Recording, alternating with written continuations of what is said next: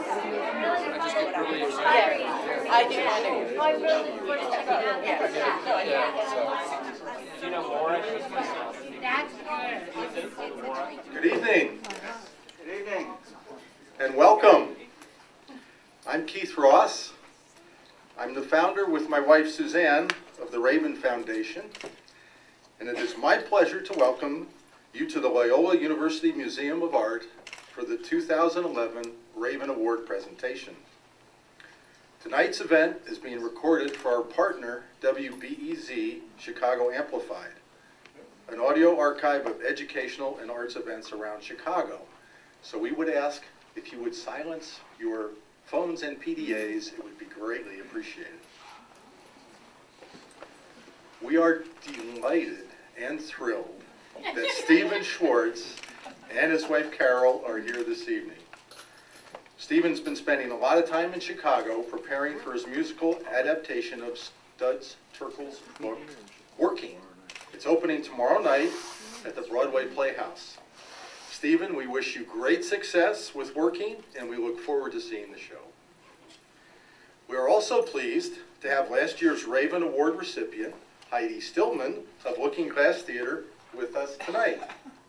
We honored Heidi for her brilliant adaptation of the Russian classic, The Brothers Karamazov, which allowed Dostoevsky's insights about connection between intimate desire and broken relationships to reach new audiences.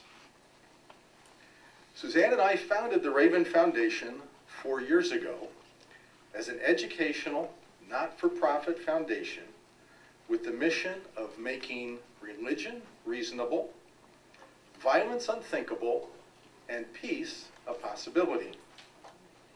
We do this through blogs, vlogs, media reviews, and current event commentaries, all on our website, and through events like this one that expose the myths that justify violence excuse me, in the name of God, country, or our own goodness.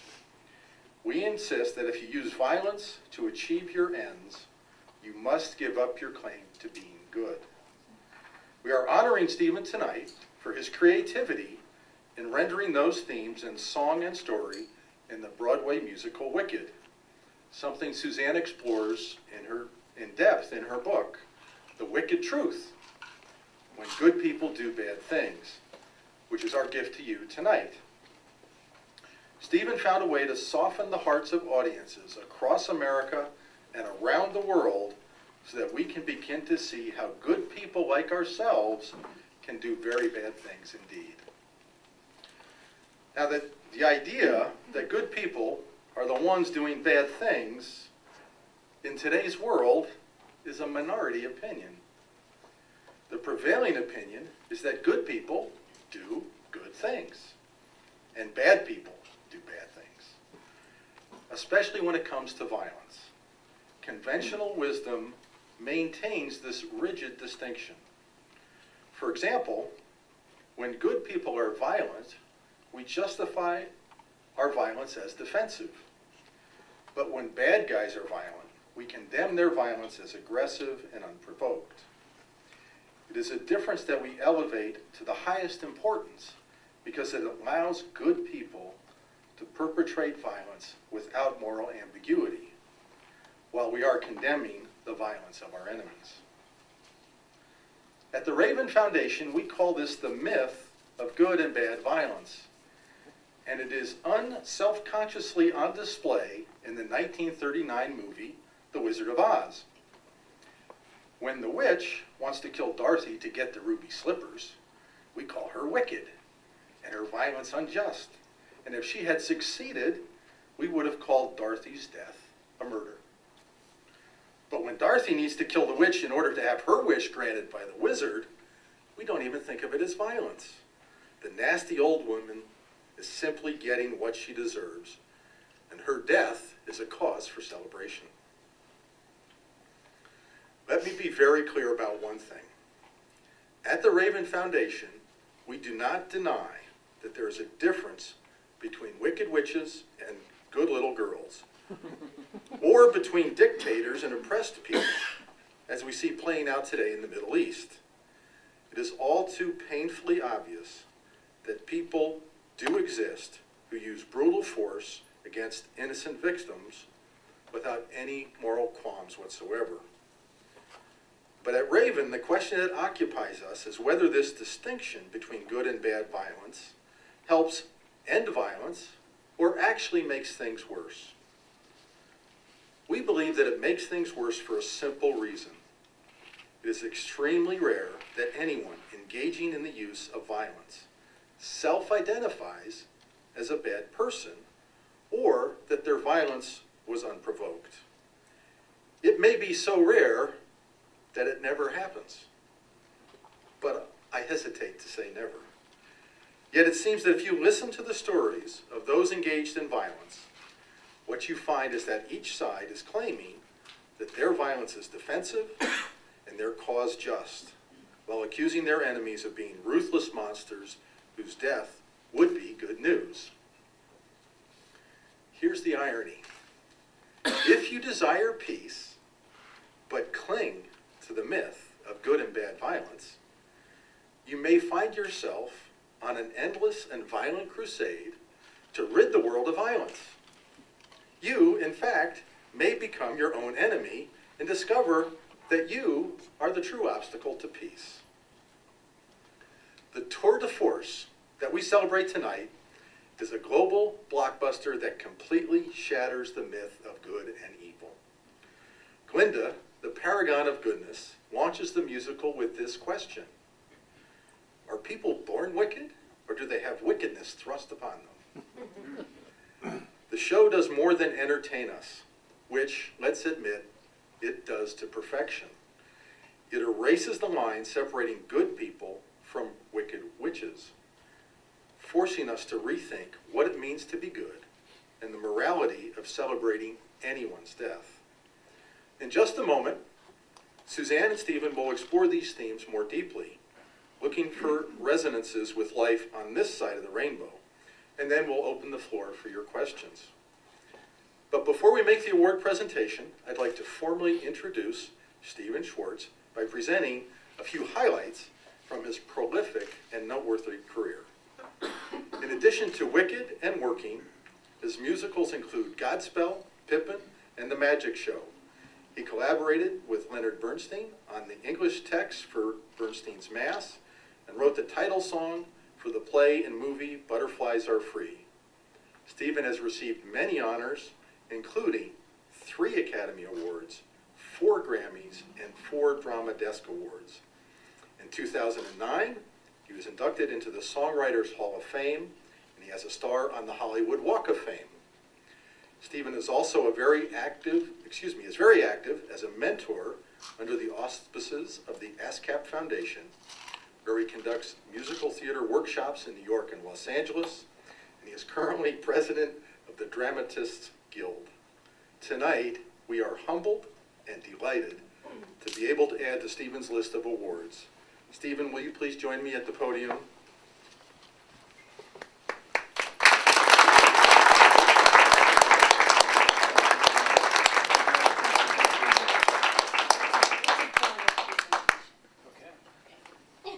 We are honored to present to you the 2011 Raven Award for Excellence in Arts and Entertainment for your inspiring accomplishment as composer and lyricist of Wicked.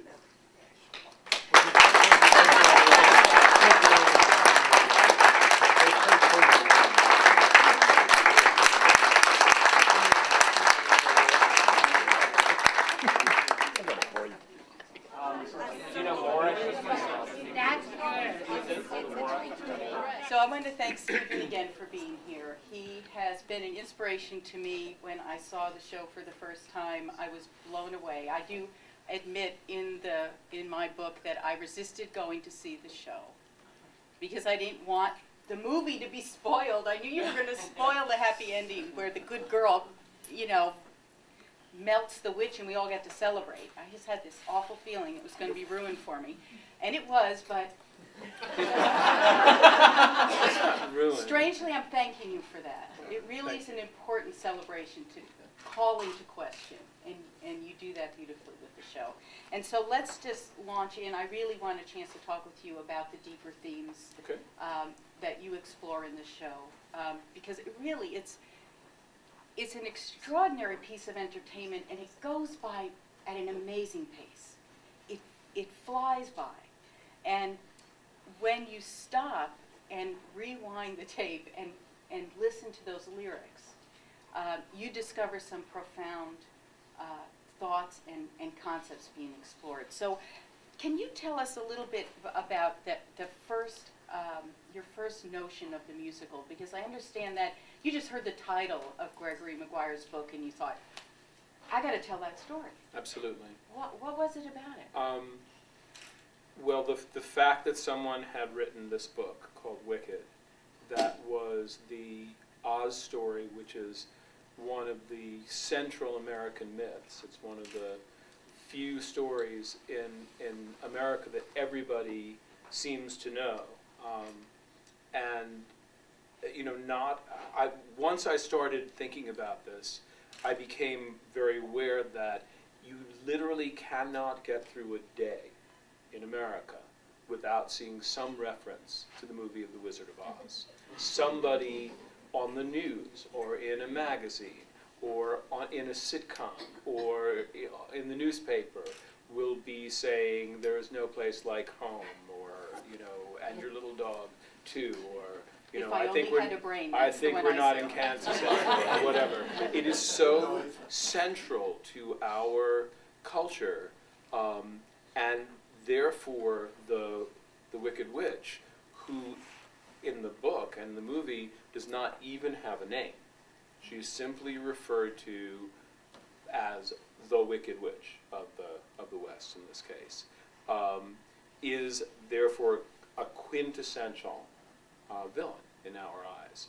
And so as soon as I heard that somebody had written a book called Wicked, which was this story told from the witch's point of view, it was obvious that therefore the writer, Gregory Maguire, was going to examine sort of the ambiguity of that. You know, I was listening to Keith's remarks, and I found very true what you have to say, that because one of the sort of rules when you're, as a writer, writing for the theater, particularly when you're writing, quote, villains, is that no one is a villain to himself. I don't think there is anyone, contrary to the villains in melodramas, who laugh and twirl their mustaches and go off going like, ha, ha, ha, ha, ha, after they've said something evil. In real life, everyone feels justified. And people go to enormous lengths, huge lengths of denial and self-delusion in order to justify their behavior. Nations go to great lengths in order to justify the behavior of their nation. We're seeing it today in our own. It is very important to people to feel that they are good people. And people do all sorts of terrible things. But I completely second your thesis, Keith, that I'm not sure there has ever been anyone from, you know, Attila the Hun to Nero to Caligula to Adolf Hitler to Dick Cheney who has ever seen himself as a villain.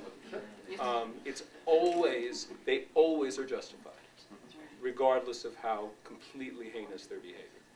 So how wonderful to give the villain the voice then, to let it be her story. And I understand that there was some talk at the time of making a movie out of the book, and you thought, movie? How ridiculous. It should be a musical. Well, I didn't think it was ridiculous. It was just that you know, because I think in those terms of, because that's what I do, I write musicals. And when I came across this idea, because the book had been out for a year, it was clear that somebody had the rights, and I discovered it was a film company, it was Universal, and they were in the process of trying to adapt the book as a non-musical movie, and essentially my first task was to talk them out of it. Which you did. Which I did. So why a musical? Why do you think it was important to tell the story through music? Because I feel like, I felt that, and this was the argument I used with Mark Platt, who was running Universal Pictures at the time, that so much of what's going on is subtextual, internal, that people are saying one thing but actually doing, feeling, believing another, which is, you know, how life is. That in order to give voice and articulation to that, it required the equivalent of the soliloquy. Yeah. And since we don't do soliloquies in contemporary theater, songs and musical numbers can serve that function. Yeah. There's some incredible songs there with especially the girls expressing their deep longings, their deepest desires. And this is awkward because whenever I do book talks on my book, and I promise the audience I won't sing, and they don't realize what a wonderful gift I'm giving them when I say that, but my family knows. But I thought it would be fun to really look close at some lyrics, Okay. because they really are so revealing. And when Elphaba is alone, Elphaba the witch has a name. Right. Now she's Elphaba, and she has a story. We meet her. We see her as a little girl being born, but we get to know her as a student at the university. And her first soliloquy is called "The Wizard and I," and she talks about her dreams of being with the wizard. And do I dare just read some? Can I just read read it aloud? Who can sing here? Quite a few people. But I'll just sing it. I'll just say it. Once I'm with the wizard, my whole life will change, because once you're with the wizard, no one thinks you're strange. No father is not proud of you. No sister acts ashamed. And all of Oz has to love you when by the wizard you're acclaimed. Now, I'm assuming everyone here is familiar with this story, and know that Elphaba has been ostracized by her classmates and rejected by her father. And this is a very powerful desire of hers, just to be loved. Yeah, I mean, it may interest you, and I think it will interest Keith, that The Wizard and I is actually the third version of a song for Elphaba in this spot that I wrote. Musicals, Sandy, you probably know this because you wrote a book about Stephen Sondheim, and I think it's Steve Sondheim who said that musicals are not so much written as rewritten. That is entirely true. And the first two versions of this number, which is in the spot that in musical theater has come to be known as the I Want song. You've probably heard that term by now. And it literally means exactly what it sounds like, that in most musicals where there is a protagonist and a through line, very early in the show, usually one of the first three songs, will feature that protagonist singing about what he or she wants. Very often it has "I want," the phrase "I want" in the title, and thus it's come to be known as the I Want song. Anyway, when in trying to devise the I Want song for Elphaba, my first take on it was that I was going to do a song called "Making Good." And I liked the phrase "making good," the title "Making Good," because I like things that mean two things at the same time. And obviously the phrase "making good" means both literally doing good things and making good in terms of succeeding. You know, he went out into the world and made good. And I thought it was interesting and ironic that the character that we know is going to become the Wicked Witch of the West, who's going to be vilified by this entire society, starts out by thinking that what she wants to do is to make good, in both senses of the word. For various reasons, the song was not really good enough, because it was too general a desire. And so as we worked on the show, we came to realize that her desire needed to be more specific, and my collaborator, the book writer of the show, Winnie Holzman, finally said, well, you know, it's Oz. And what do people in Oz want? They want to go to the wizard, and they want the wizard to fix them. Yeah. They want him to fix whatever's wrong with them. They want him to give them a brain or a heart or courage or whatever they're lacking. And in Elphaba's case, what she is lacking is love and affection and people caring about her and liking her. And of course, this has happened because she's green. Yeah. So her greenness is a metaphor for an outward manifestation of something unlovable that people immediately and instinctively turn away from. And so she starts out the show with the intense desire to find a way to overcome this and become lovable.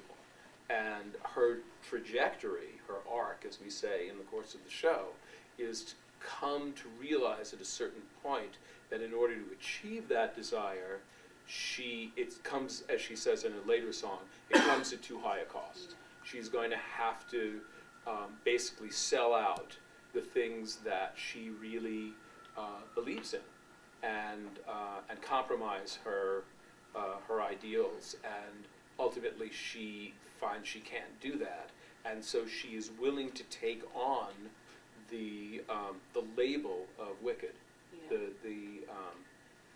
and be thought of as an enemy in order to achieve the things that she comes to find are more important. Yeah. Yeah. Well, yeah, it is interesting that we meet Elphaba. We know she's the Wicked Witch. I mean, it's no mystery that that's the character we're meeting. But we are immediately sympathetic to her. We like her much more than we like the Good Witch at the beginning of the show. Glinda is the bully in school. She's the girl at the top of the clique, and poor Elphaba's the one being left out. And that, you know, I thought that that's kind of a courageous way to start a musical, which is to challenge the audience's preconceptions, to say, you know, you were wrong about who you liked, who was your favorite. But that's what the whole show is about. that. Look again and look differently. I sort of have two things that occur to me based on what you said. First of all, I find it interesting that you use the word bully.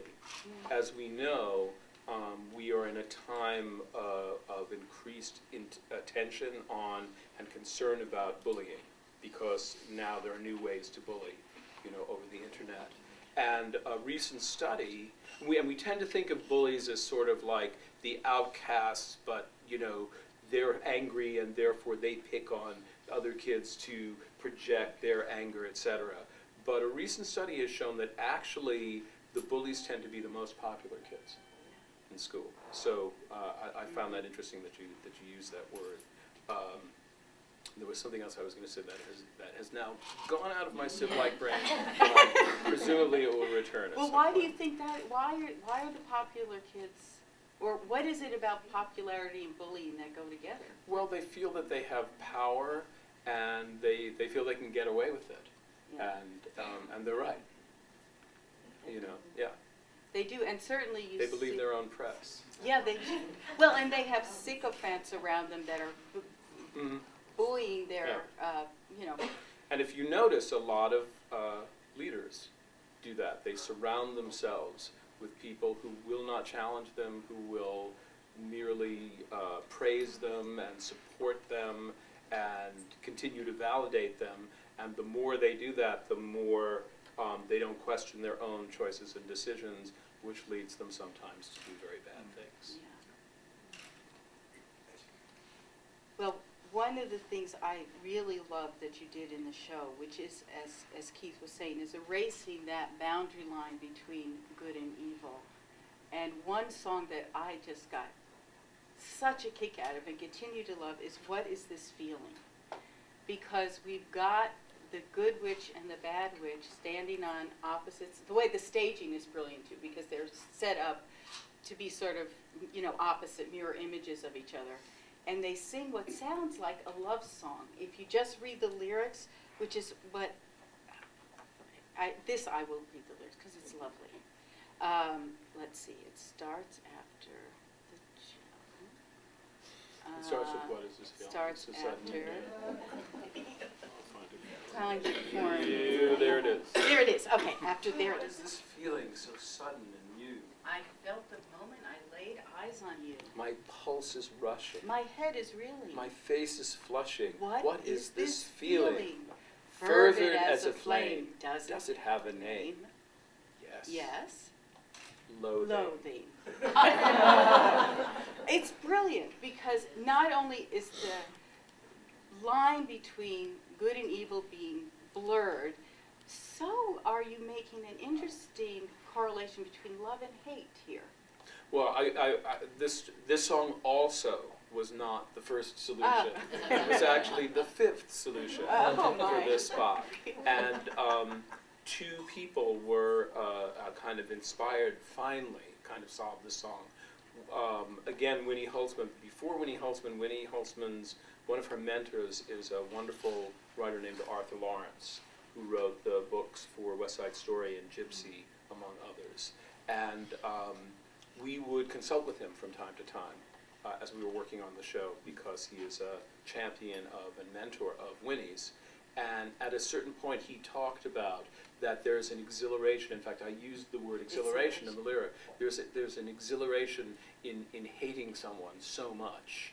And that sort of triggered an idea, and Winnie said, maybe we should do a hate at first sight song, like an instant falling in hate, and there's something delicious about that feeling. And so, in fact, it's interesting, you know, what you said, that it reads like a love song, because the way I wrote the song was I went and looked at falling in love at first sight songs. Like 10 minutes ago I saw you, and my heart stood still, and all those songs where people see someone and instantly, you know, they feel that, and I sort of looked at the phrases and then just twisted them a little bit. So it's really, people have good in them and bad in them. They do good things, they do bad things, and it's really which you control and which wins out and which you put to the fore. You can make that choice. All of us can make that choice. So it was very important to us that Elphaba do bad things as well.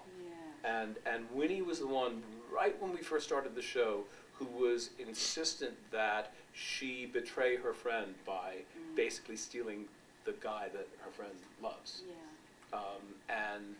And so that became part of the plot in our show in a different way than it is in the book. Yeah. Well, and that the friendship between the girls and the rivalry, they're alternating rivals, friends, you know, they're on the same side, then they're opposing each other. And that also is very real. And, but, well, yeah, there's a lot going on with that friendship, and I think that's another thing in the McGuire novel that wasn't really elevated. Well, the novel isn't really about, I mean, girls. That was one of Gregory's brilliant strokes of genius. First of all, just to have the idea to do this is one of those genius leaps that people make, where once someone thinks of it, everybody can follow and say, oh, yes, of course, what a great idea. But meanwhile, it's sitting out there, you know, for all these years, and no one thought of it. And then finally, Gregory had this idea. So that's one of the genius leaps. But then to imagine that the two girls, that like these two people we know as sort of iconic enemies, were girls at school together and reluctant roommates, that's a genius idea, and really funny. Yeah, it is really funny. One of the interesting things for us at Raven is the way we use other people to know we're good. And we often draw our identities either in a positive way from someone or in opposition, right? So Elphaba and Glinda at the beginning are knowing who they are by being opposite from each other. And that hatred, as you say, I have to read those, and just great rhyming. There's a strange exhilaration in such total detestation. It's so pure, so strong, though I do admit it came on fast. still I do believe that it can last, and I will be loathing you my whole life long. I mean, this is a life-sustaining emotion, and it sustains your identity. And so why let go of it? I mean, it's something that... Well, it's so enjoyable. It's so enjoyable in this perverse way that we all do that. We all love to watch the news or watch the reality shows. Who are we going to gang up against? Who are we going to enjoy hating this week? And it's really, it's a pastime in a way. But I do think it comes into how we know who we are. That we know we're good by knowing who we're not. Who we're against. Who we're against. Which, for us, that is the, that's sort of the personal manifestation of scapegoating, which you put really forward in an obvious way in the show. Yeah, by having a goat. Yeah. A talking goat giving a lesson on scapegoating while he's being scapegoated, which is it's a wonderful subtle thing that you threw in there. I mean, aside from it being incredibly funny, I mean, just even saying it gets a great laugh. Seeing it is wonderful. But why be so obvious about that? Is that something you wanted Well, to the character exists in the novel. Yeah. The character of Dr. Dillman. I mean, we gave him a different subject. That in the novel he's a scientist, and he's doing this rather elaborate experiment trying to prove that the consciousness of talking animals has a similarity to human consciousness, and therefore animals shouldn't be persecuted. And we started out with that plot, and it was hopelessly convoluted for a musical, and then finally came to the conclusion that he should in fact teach history and be dealing directly with the whole idea of this group being signaled out by the power structure in order to give the people of Oz someone to blame for their misfortunes. I mean, this happens, throughout history. We know about, sometimes it's obvious, as in the case of the Nazis. Which, by the way, I wondered if we get into this. I was trying to think, as Keith was talking, if I could think of any example of violence which I felt was the only solution to something and therefore was justified. And that's the example that I can think of, is World War II. At least the war in Europe. And I was trying to think, is there any way that could have succeeded without violence? And I don't think there was. And there are probably other examples like that of the use of violence to stop a greater evil. Of course, the problem is that every time anyone uses violence, they tell themselves they're using it to stop a greater evil. So when is it true and when is it not? That's, That's the dilemma. It's a dilemma. Dilemma is the right word. I'm sorry, I completely went off the topic. No, you did not. No, that's exactly right.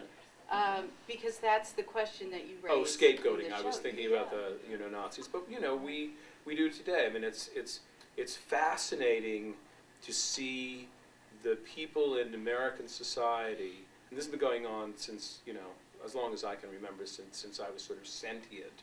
There is always a certain part of the ruling class, or the people who would be the ruling class in American society, who terrorize the rest of the population into being afraid of something. When I was a kid, there were all these code words about crime and whatever, and the war on crime, and really it was like, be afraid of black people and vote for us. And then finally that went away, and then, the gay people for a while, people managed to get elected by promoting fear of gay people, their, quote, agenda, whatever that is. And now it's sort of immigrants and Muslims, and there's always someone. We always have to have some group in this country, or it seems that there's always a group in this country that is being scapegoated in order to terrify people into maintaining people in power. Right. And I think that's what scapegoating in social terms it's about. Of course, the term scapegoat itself comes from this ancient ritual of putting all the flaws onto sort of the sin eater concept of all the sins of the society are somehow magically transferred to this creature, and when the creature is sacrificed, their sins and troubles are taken away. Unfortunately, that doesn't work.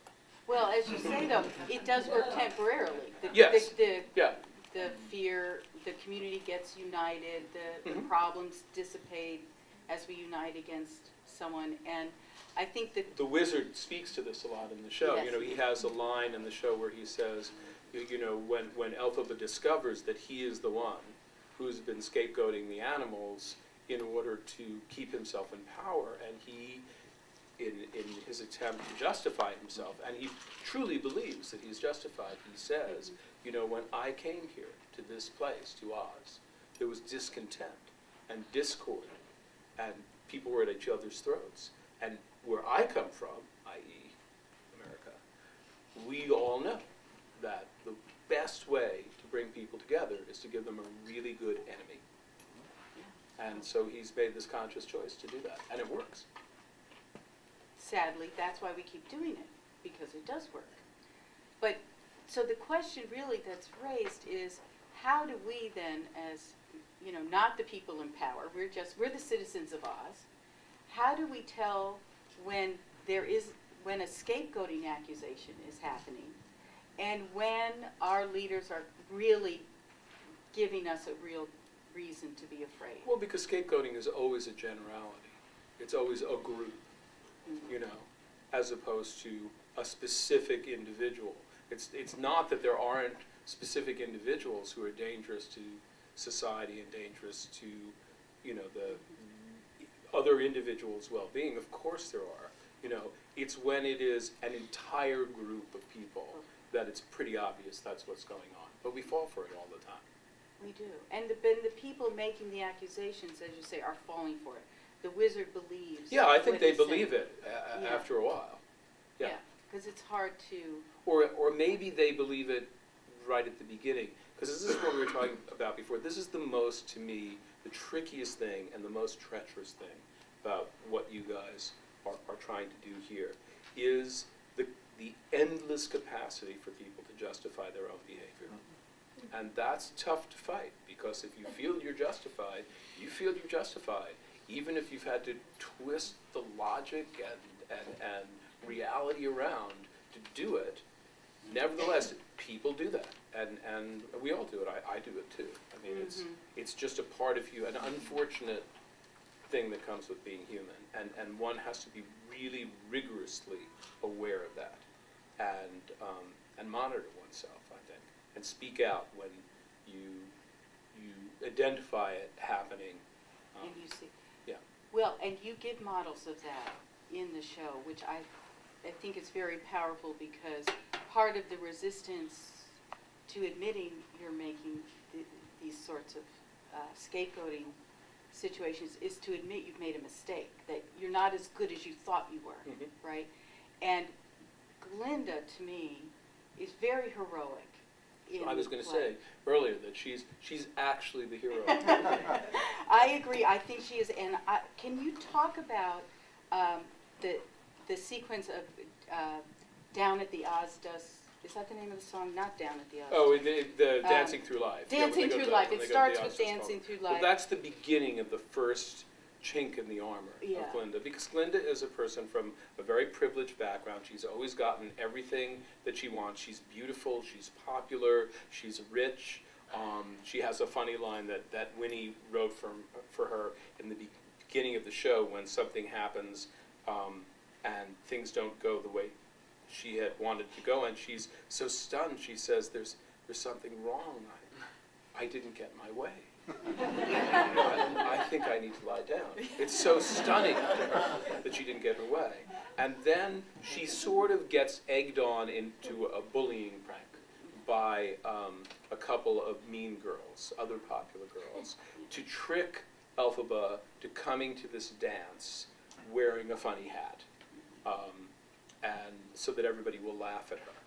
And what happens is, between the time that she plays this trick and the time Elphaba arrives at the dance in the funny hat, Elphaba has done an act of kindness to Glinda.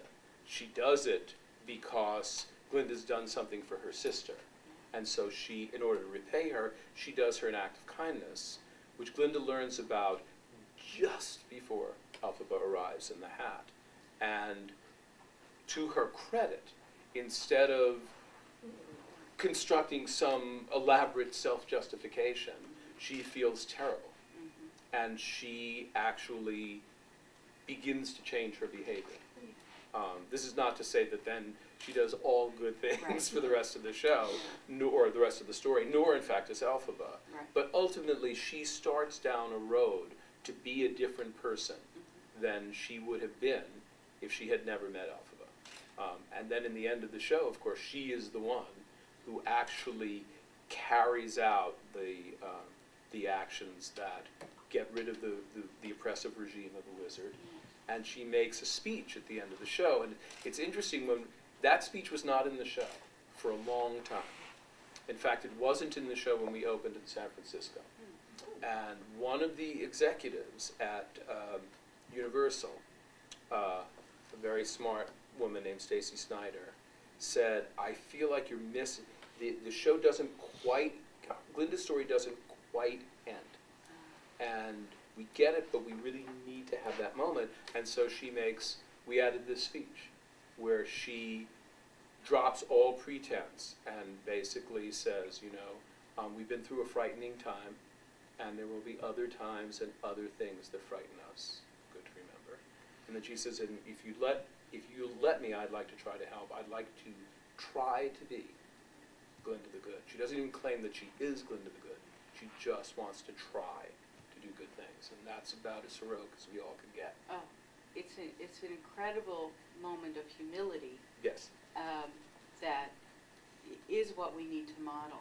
I mean, when she in that moment when Elphaba is the object of ridicule at the dance, and she's standing all alone, and everyone's laughing at her, Glinda goes to stand with her, and that I think that may have been when I decided to write the book. Because there's a great piece of staging there, which again wasn't in the show when we first did it. And then our choreographer, Wayne Salento, found this moment. When she goes to stand with her, there's a moment when the two mean girls come up to her, and there's no dialogue at all. It's just happening within choreography. And they're like, what are you doing? Come on, we succeeded. And you see Glinda look at them, the popular girls, and make what to her is an extremely dangerous choice. Yes. And she turns and goes to Elphaba. And then what she succeeds in doing is, of course, making Elphaba popular. Yes. By getting everybody to do Elphaba's dance. But, yes, it's beautiful. So and it's all done choreographically. Right. Yeah. And Glinda is allowing herself to see the suffering that she caused. That's correct. And until you let yourself see that, you won't escape from those false good patterns, where Glinda's been falsely good up to that point. Yes, I agree. And at that moment, she shows us how to be truly good. And like you say, it's not sustained completely. Well, because none of us can be. No. Nobody, no matter how good our intentions and how high our self-awareness, we're human and things take over and we do, things that are spiteful. And right. I mean, in Glinda's case, she does something spiteful that manages to get somebody killed. Which, of course, she didn't know that's what was going to be the outcome, but that's the outcome. No, but Elphaba says, how could you not know? I mean, basically, Elphaba says, well, really? And Glinda knows it. That pretty little head of yours couldn't figure that out? And Glinda knows. Yeah, she knows. Sorry, I get emotional about it. Take it very seriously. But, yeah, that is amazing that Glinda commits, I think, is the worst act of the show. It is the worst act in the show. And yet, at the end, she can occupy a place where she's not blaming herself, but she's accepting what she did in a way that somehow she can move forward with it. So, I mean, what... Well, I think she does blame herself, but, she can't take it back. Right. And all she can do is, try and rectify some of the damage that she's done. And try to be truly good. accept her role as a leader there. I mean, if we can look at how she goes, just to look at what that false goodness is like and how she goes to journey towards true goodness. I mean, the song Popular is probably, is it the most popular song in the show? I mean, Well, it's certainly one of them. it's one of them. It's just, it completely captures that vanity and that, well, I mean, she's trying to be nice, but it's very all about her still. Yeah, well, Right. it's, I mean, we sort of, we call this sort of the Clueless scene. Yeah. Because of the movie Clueless was just based on the Jane, which is a sort of Oh. modern take on Jane Austen's Emma. You know, where, you know, a popular person and a beautiful person, out of all sorts, what she thinks are wonderful motives and incredibly altruistic motives, decides that she's going to help the less fortunate. And, you know, of course, she's doing it for all sorts of self-aggrandizing reasons. Yeah, and that's, Right, she's giving That's what's true Elphaba here. something she didn't ask for. right, But Elphaba, though, does want to be of course she does. Glinda. Everyone Yes. wants to be Everyone Glinda, wants to be Glinda. for heaven's sake. Well, later on, you see in a very amusing moment, you see Elphaba, you know, secretly practicing and trying to, you know, practice flipping her toss hair, tosses. which is ridiculous. It's very cute. But Glinda, for all her silliness, is very, very smart. Oh, Because yeah. she sings in that song, when I see depressing creatures with unprepossessing features, I remind them on their own behalf to think of celebrated heads of state or specially great communicators. Did they have brains or knowledge? Don't make me laugh. They were popular, please. It's all about popular. It's not about aptitude. It's the way you're viewed. So it's very shrewd to be very, very popular like me. I mean, Glinda understands it's a precarious position up here, and it's kind of arbitrary.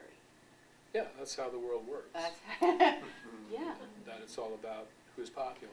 Sometimes for good reasons, and sometimes for extremely arbitrary and inexplicable reasons. So, But we all want to be but in she that recognizes place. it. Well, sure, of course, we all want to be popular, and we all want to be beloved and thought of as good, and that's what we all want. And We just don't want to have to do what it takes to achieve that. right, right. Which Glinda realizes there's what is the line? There's a couple of things get lost. Yeah. There are bridges you didn't know you crossed until you crossed. crossed. And all of a sudden you get what you want, and it's not quite what you thought it was going to be. Yeah, and you've done things to get it that you didn't even realize you were sort of doing. You were sort of crossing over to a kind of behavior that, if you'd been really conscious about it, you probably wouldn't have done it. Mm-hmm. But you wanted it so badly. So bad. That's so your badly. blind. That's your blind. That you're, yeah. Right. And I want to look just quickly at Elphaba and then open it up for questions, because Elphaba has her own journey from, in her search to be loved and to be accepted and to figure out, you know, at first she accepts this notion that being green is bad. She wants the wizard to degreenify her so that she can be like everyone else. But then the wizard, her hero, disappoints her, right? When she Yeah. finds out he's the one who's causing all the problems instead of being the potential. Well, he's the one scapegoating the animals in order to maintain himself in power. Right. And so he's her enemy, she discovers. That's right. And then what is her, talk about that, the moment in Defying Gravity, when she just completely takes on that challenge she becomes the adversary of the wizard. Well, I think the key in terms of our discussion right now is actually the intro to Defying Gravity, in which Glinda reprises Elphaba's music, where Elphaba, and she says to Elphaba, to the tune of The Wizard and I, she says, "You can still be with the wizard and have everything, you know, what you've worked and waited for. You can have all you ever wanted." She's saying, all you have to do is apologize and go over to that side.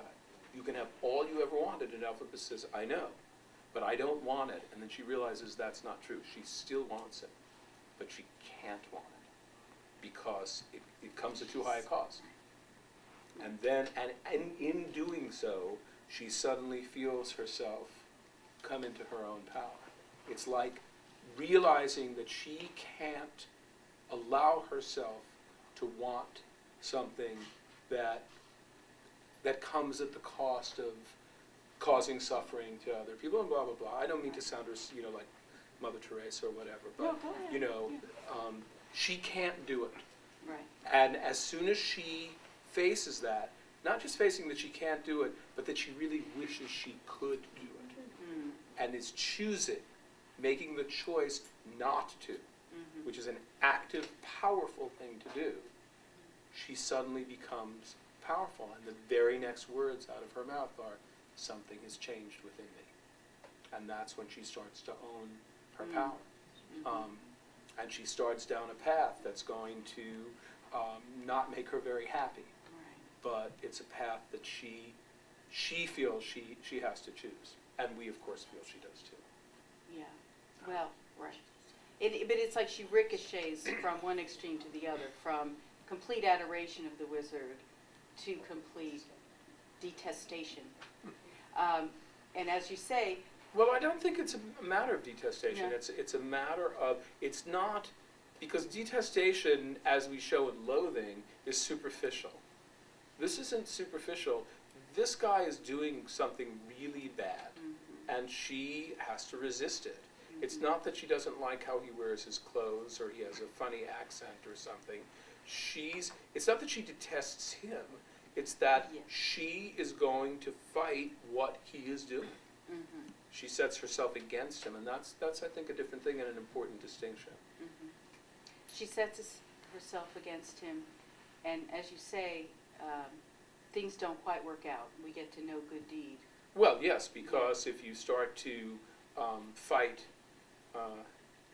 popular people, more often than not, all that happens is people turn against you. Yeah. In fact, one of the important moments at the end of the show is that when Elphaba says goodbye to Glinda and she asks Glinda to do the work that she can no longer do because she's been so discredited now that she doesn't have the ability to do it anymore.